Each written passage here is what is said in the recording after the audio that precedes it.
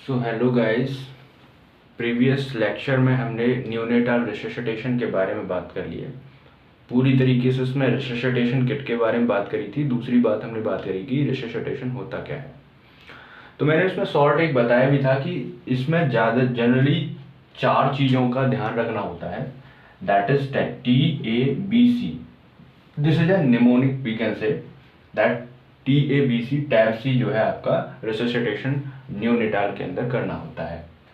अब इसमें सबसे पहला जो है T for the temperature.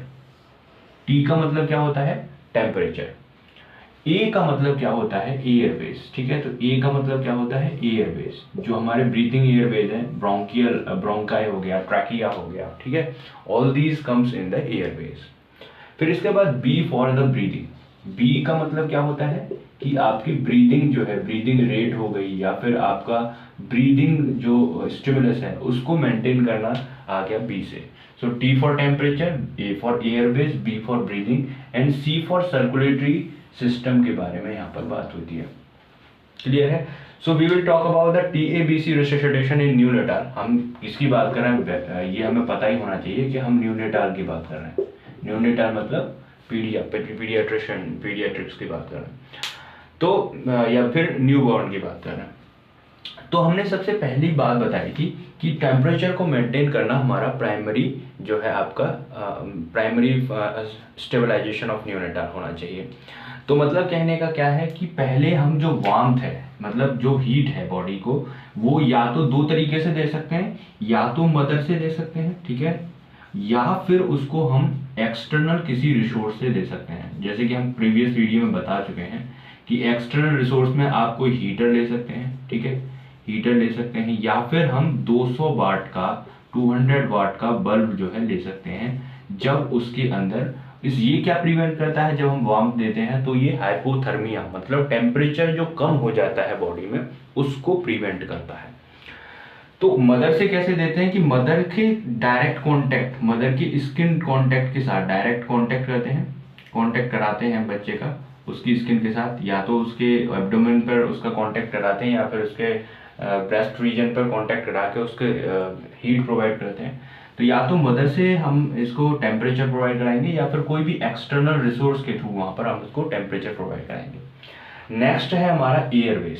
Airways का मतलब आप समझते हैं कि एयरवेज को ओपनिंग जो है, ओपनिंग का मतलब पिटेंस भी होती है, पिटेंस करके जो होता है वर्ड कि पिटेंसी जो है ऑफ एयरवेज भी उसको हम ओपनिंग ही बोलते हैं। तो कहीं कहीं बुक में पिटेंसी लिखी होगी, इसको हम ओपनिंग ही बोल देते हैं। तो ओपनिंग ऑफ एयरवेज बाई हम किससे कर सकते हैं कि हमारे बच्चे की गर्दन जो है, नेक रीजन है, और वो जो है ऐसी ना हो कि वो कहीं एयरवेज को रोक रही हो, ट्रैकिया को, या फिर कहीं आपके फेरिंग्स में कोई दिक्कत आ रही हो with the help because of position की वजह से। तो हम उसको सबसे पहले पोजीशनिंग करेंगे, अच्छी पोजीशन में लेके आएंगे। दूसरी बात है हम नेजल एंड ओरोफेरेंजियल, मतलब नेजल की जो हमारा नेजल्स हैं, ठीक है, नाक है, उसके अंदर हम क्या करेंगे, जो नेजल सक्शन होते हैं, ठीक है, उनसे उसको म्यूकस वगैरह को हम सक्शन करेंगे, ठीक है, या फिर ओरोफेरेंजियल सक्शनिंग करेंगे। मतलब जो हमारे फेरिंग्स होते हैं उसमें कोई म्यूकस वगैरह तो नहीं है, ऐसी चीज को हम देख के उसको भी हम सक्शन करेंगे। दूसरी बात हम यहाँ पर ET का मतलब होता है एंडोट्रेकियल इंट्यूबेशन। ये बढ़िया टॉपिक है, इसके बारे में डिटेल जिक्र करेंगे हम, बढ़िया तरीके से जिक्र किया जाएगा, तो थोड़ा सा सब्र रखिए इसके बारे में। ET होता है एंडोट्रेकियल इंट्यूबेशन, जो कि क्या किया जाता है, एंडोट्रेकिया लेरेंजियोस्कोप के द्वारा ट्रैकिया के अंदर एक पाइप टाइप का होता है जो डाला जाता है, जिसके थ्रू क्या हुआ, एयरवेज को साफ किया जाता है और एयर का जो है जो एयरवेज का कंटिन्यूशन किया जाता है। चलिए, ये तो बात हुई एयरवेज की। फिर हम बात करते हैं ब्रीदिंग की। तो ब्रीदिंग को कराने के लिए हमें एक टैक्टाइल स्टिमुलेशन देना होता है। टैक्टाइल का मतलब होता है टच, ठीक है, टच से, टैक्टाइल का मतलब होता है टच रिसेप्टर्स, टैक्टाइल रिसेप्टर बोले तो टच रिसेप्टर। तो टच स्टिमुलेशन कराते हैं, या तो हम उसका फुट को फ्लिक करेंगे उसके, या फिर उसकी बैक को रब करेंगे। तो टच हो रहा है, उसकी टच होने की वजह से क्या हो गया, हम ब्रीदिंग उसकी चलना शुरू हो जाती है, ठीक है। दूसरी बात, हम इसमें एक वेंटिलेशन बनाएंगे, पॉजिटिव वेंटिलेशन, जो कि आप एम्ब्यू बैग से बनाते हैं। एम्ब्यू बैग का मतलब होता है एम्बुलेटरी बैग्स, एम्बुलेटरी बैग से या उसके मास्क से बनाते हैं by giving the artificial respiration as well as ET करेंगे, इन एंडोट्रेकियल इंटरवेशन भी यहाँ पर हम कर सकते हैं।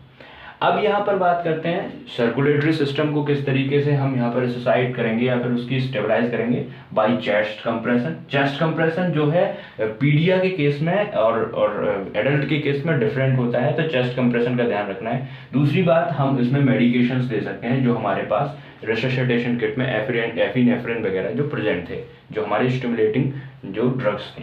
तो ये TABC रेससिटेशन होता है न्यूनेटाल के अंदर।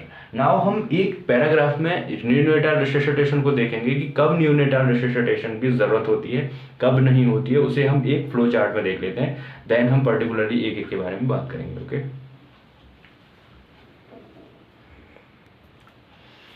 नाउ ये फ्लो चार्ट में हम बात करते हैं दैट सबसे पहले हमने पहले ही बोला था कि हम डिलीवरी होने से पहले जो न्यूनेटाल की बर्थ होने से पहले हमें सबसे पहले इक्विपमेंट्स को चेक करना है।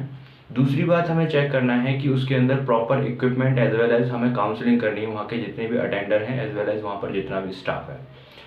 तो सबसे पहले हम वही करेंगे कि एंटीनेटल काउंसलिंग जो मतलब बर्थ होने के बाद क्या क्या करना है उस चीज़ की काउंसलिंग। टीम को वेरीफाई करना है पूरी तरीके से, टीम को ब्रीफ करना है, पूरी तरीके से समझाना है कि किस किस तरीके से हमें प्रोसीजर्स करने हैं। दूसरी बात, हम इक्विपमेंट्स को चेक करेंगे, जो भी इक्विपमेंट्स को हमने पिछली वीडियो में बताया, आपको पता होगा कि वेदर हमारे पास गॉज पीस है, बढ़िया तरीके से टॉवल है कि नहीं है, मेडिकेशंस प्रॉपर है कि नहीं है, एम्ब्यू बैग है कि नहीं है, या फिर ET ट्यूब है कि नहीं है ना, एंडोट्रैकियल ट्यूब है कि नहीं है, या फिर हमारे पास सक्शन है, कैथेटर्स हैं कि नहीं है। ये सारे जो इक्विपमेंट्स थे, हमारे जो इमरजेंसी इक्विपमेंट्स थे, वो हमें इक्विपमेंट को चेक करना है। फिर इसके बाद हमारी जैसे ही बर्थ हो जाएगी, इसके बाद बर्थ होने के पश्चात हमने पहले भी एक वीडियो में देखा था कि हमें पहला क्वेश्चन पूछना है कि या तो टर्म जेस्टेशन है यानी डिलीवरी मेच्योर है कि नहीं है।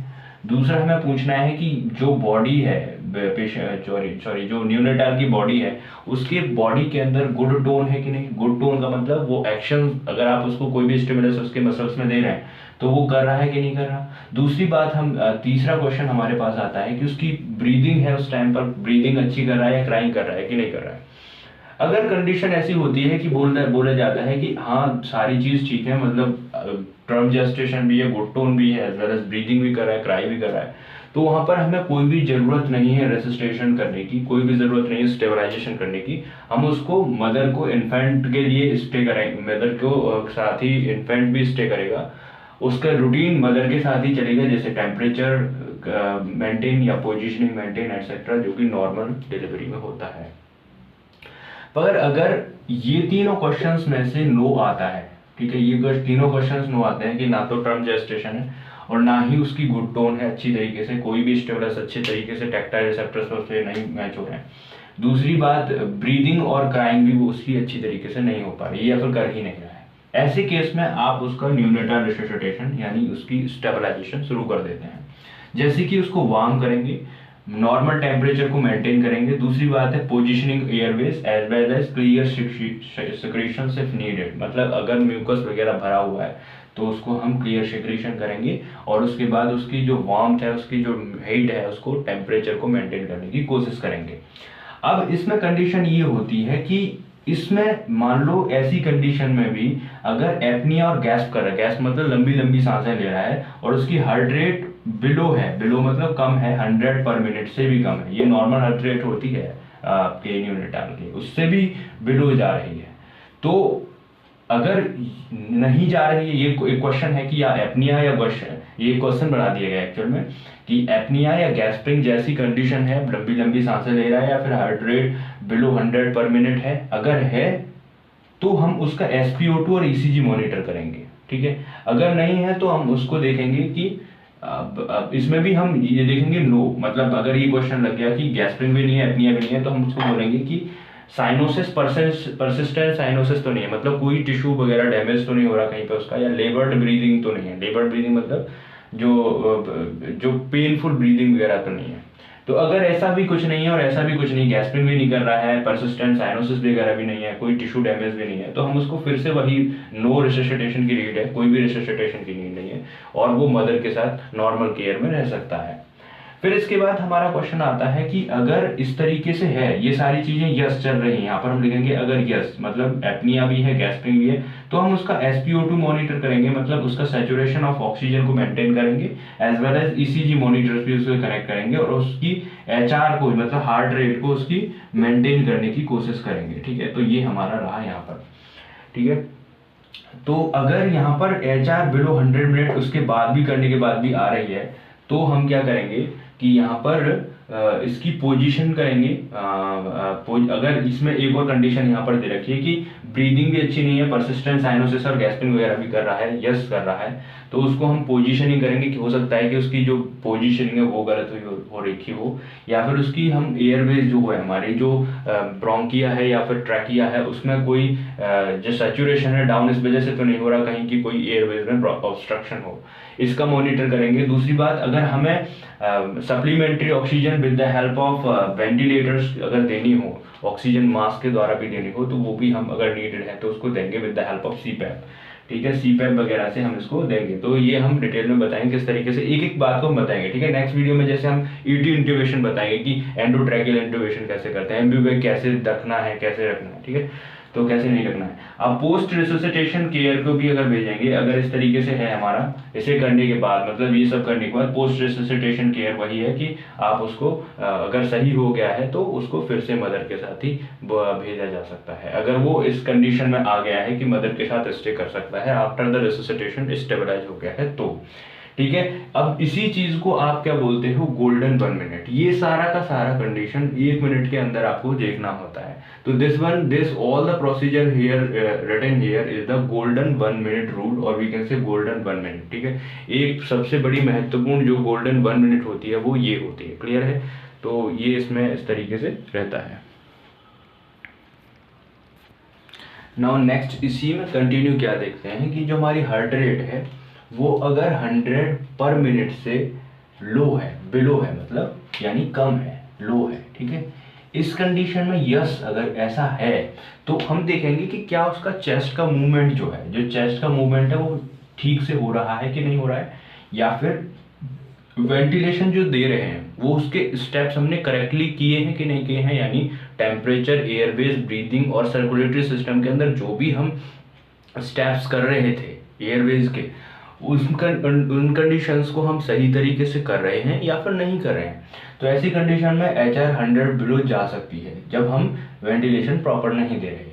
दूसरी बात, अगर इससे भी हम करेक्शन करने के बाद भी, हमारे वेंटिलेटर को करेक्शन करने के बाद भी अगर उसकी HR रेट में कोई इजाफा नहीं हो रहा है, बढ़ नहीं रहा है, तो उस कंडीशन में देखेंगे कि अगर ज़्यादा नीडेड है तो उसमें हम ETI करेंगे यानी एंडोट्रैकियल इंट्यूबेशन करेंगे।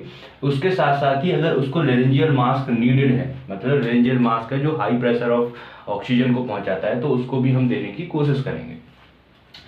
ऐसी कंडीशन इससे तो चलो इससे मेंटेन हो सकती है कि उसकी 100 पर मिनट से ऊपर चली जाए, मतलब जो आपकी जो HR है, जो हार्ट रेट है वो इससे ऊपर चली जाए। ऐसा करने के बाद मान लो इस कंडीशन को करने के बाद भी HR ड्रॉप होती चली जा रही, हार्ट रेट ड्रॉप होती चली जा रही, तो उस कंडीशन में आप क्या देखेंगे कि HR जो है इसके बिलो होती जा रही है और लगभग 60 पर मिनट के नीचे चली गई है। इससे भी अगर बिलो चली गई है कंडीशन तो ऐसी यस है कंडीशन, ऐसा है कि वो इससे बिलो चली गई है, तो हम देखेंगे कि जो हमारा इंट्यूबेशन है वो करेक्ट हुआ है कि नहीं हुआ है, जो हमने चेस्ट कंप्रेशन ऑलरेडी दिया है वो करेक्टली दिया है कि नहीं दिया है।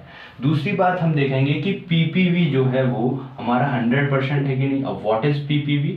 PPV क्या है, इसको लिख लें साइड में। PPV इज द पॉजिटिव, आप पढ़ के भी आए, positive pressure ventilation, positive pressure ventilation. ठीक है, जो वेंटिलेशन हम दे रहे हैं ऑक्सीजन फ्लो का वो 100% सैचुरेशन के साथ जा रहा है कि नहीं जा रहा है, और ECG मॉनिटर के साथ उसकी हार्ट रेट को हम चेकअप करते रहेंगे, एज वेल एज हम उसकी क्या है SpO2 जो सैचुरेशन ऑफ द ऑक्सीजन है उसको भी मेंटेन करेंगे। अगर इसके साथ साथ हम क्या करेंगे, अगर इससे भी हमारा कुछ नहीं हो पा रहा है तो उसके साथ साथ हम उसके साथ इमरजेंसी UVC का भी यूज करेंगे। What is emergency UVC?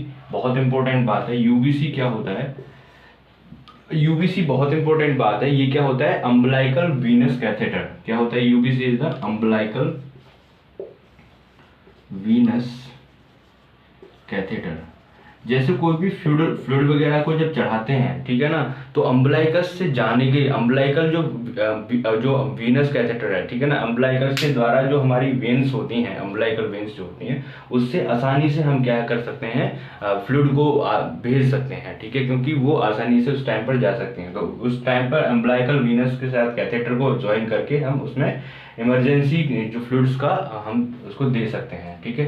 दूसरी बात है, अगर इससे भी कंट्रोल नहीं हो रहा है तो हम उसको जो आईवी के थ्रू क्या कर सकते हैं, एफिनेफ्रिन उसमें दे सकते हैं। आईवी क्या होता है, इंट्रावेनस एफिनेफ्रिन दे सकते हैं।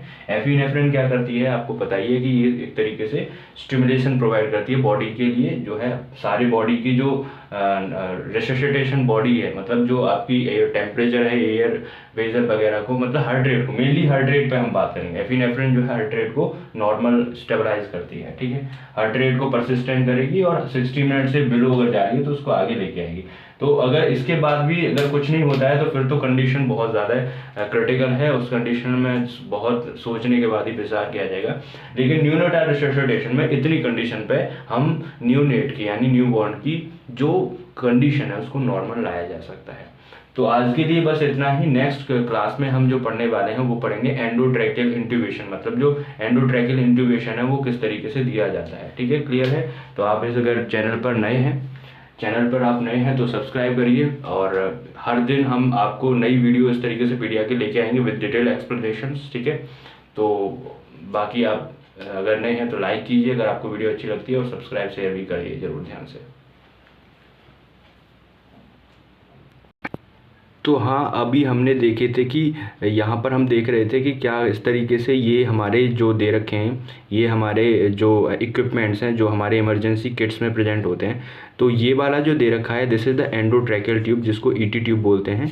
ये है लेरेंजियोस्कोप विद स्ट्रेट ब्लेड, ठीक है। ये वाला ब्लेड जो है वो 0 है, जो कि हम प्रीमेच्योर डिलीवरी में यूज़ करते हैं। और ये वाला जो ब्लेड है वो क्या है, 1 नंबर का है, जो कि हम मेच्योर डिलीवरी में यूज़ करते हैं। दूसरी बात ये क्या है, म्यूकस सक्शन है, ठीक है। म्यूकस को सक्शन करने के लिए एक कैथेटर है जो यहाँ पर दे रखा है, और ये आपका एम्बुलेटरी बैग है जो आपको इमरजेंसी में मदद करता है फॉर गिविंग द CPR और द रेस्पिरेशन, ठीक है, normal artificial respiration from the outside resources. So ये जो हमारे 4 जो इम्पोर्टेंट क्या कहते हैं इंस्ट्रूमेंट हैं जो हमें देखने ज़रूरी हैं, ठीक है। तो इनको हम डिटेल में एक एक का पढ़ेंगे। सबसे पहले हम पढ़ेंगे AET इंट्यूबेशन की, एंडोट्रैकियल इंट्यूबेशन किस तरीके से होता है, ठीक है। तो चलिए आज के लिए इतना ही, बस आपको यहीं पे हमारे वीडियो को समाप्त करते हैं, और ये आपके इंस्ट्रूमेंट रहे, और भी इंस्ट्रूमेंट जो होंगे वो हम आगे दिखाते रहेंगे। Thank you very much. Channel को सब्सक्राइब जरूर करें।